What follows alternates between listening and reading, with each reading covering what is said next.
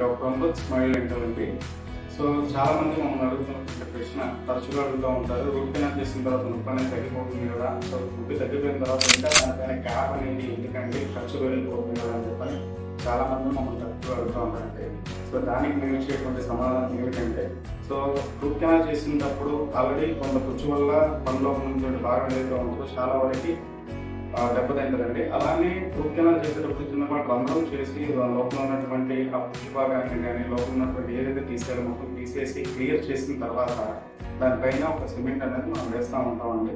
అలానే సో వేసిన తర్వాత ఆల్రెడీ పాడైపోయినటువంటి పనుని యథావిధిగా మళ్ళీ నవలటం కోసం మాత్రమే మనం క్యాప్ అనేది వేస్తామండి. సో క్యాప్లో వచ్చేసరికి చాలా రకాలు ఉంటాయి. సాధారణంగా వేసే రకాలు వచ్చేసరికి మెటల్ క్యాప్స్ అని ఉంటాయి, మెటల్ ఫ్రీ క్యాప్స్ అని ఉంటాయండి.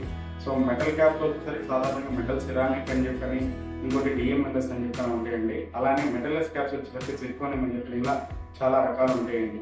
సో ఖచ్చితంగా రూట్ కెనాల్ చేసిన తర్వాత క్యాప్ అనేది కంపల్సరీగా వేసుకోవాలి. Thank you.